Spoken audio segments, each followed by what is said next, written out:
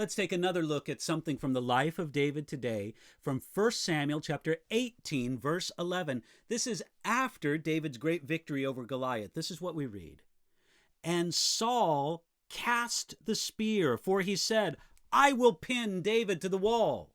But David escaped his presence twice. Now, David killed the giant Goliath and was an instant celebrity in Israel.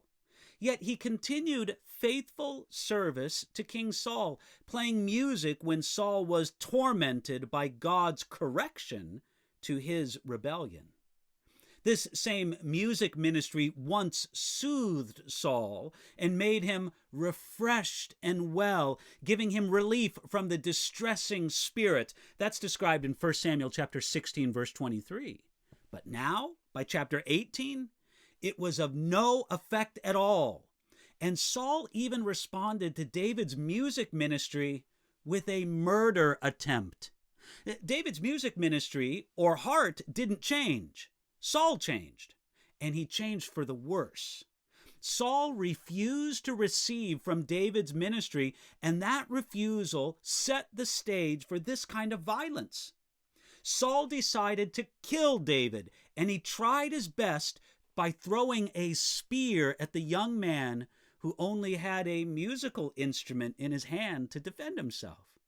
You see, Saul thought about it. This is what our verse tells us. It says, for he said, I will pin David to the wall with it. You see, it wasn't an accident. Saul may have wanted to seem like an accident. And though he wouldn't admit it, his heart was set on killing David. He didn't want to only frighten David or injure David. He wanted the spear to deliver a fatal blow completely through David's body. So Saul threw the spear, and it missed David. And David escaped his presence. Perhaps Saul's aim was bad, affected by his poor mental and emotional state. Perhaps David saw the spear and had time to duck. Perhaps God simply supernaturally guided the spear to miss. However it happened, the spear missed and it was on the floor, or maybe stuck in the wall. David showed a supernatural trust in God. He could have picked the spear up and said to Saul, if Goliath couldn't scare me, you sure can't. If Goliath couldn't kill me, you sure can't. David could have returned the spear to Saul, pinning him to the wall and killing him. But David didn't pick up the spear. He didn't throw it back. He simply escaped his presence, that is, the presence of King Saul. Now, no one could blame David if he struck back. It could easily be called self-defense. But David had a different heart. It wasn't a matter of what he could get away with, but it was a matter of what God's heart wanted. David was determined to leave the situation in God's hands and not take the throne himself. God would have to take care of Saul because David wasn't going to do it himself.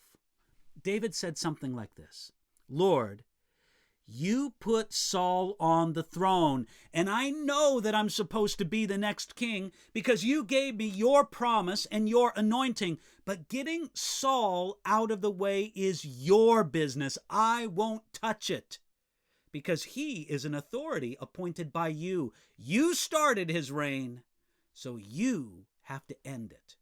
That's basically the attitude of David's heart. Now, notice the second part of 1 Samuel chapter 18, verse 11. Perhaps the most remarkable point. It says, but David escaped his presence twice. That's what it says in verse 11. This means that Saul threw the spear twice. This means that Saul missed twice. But it also means that after the first miss, David came back and played again for King Saul. Now, if David struck back the second time, after resisting the temptation the first time, we can suppose that David still would have become king. We can suppose that we would still admire David's heart for not throwing the spear back the first time, and we would understand how he struck back the second time. But if David would have done this, he would have surrendered his destiny to be the greatest king of Israel, humanly speaking. He would still be a king, but not the king the Lord destined him to be. If you will fulfill God's call on your life to the fullest, it will require radical trust in Him. And one of the most radical ways that we trust Him is to leave vengeance, retribution, and bitterness with Him. God worked this in David. Jesus Christ, the Son of David, will work it in every willing heart today.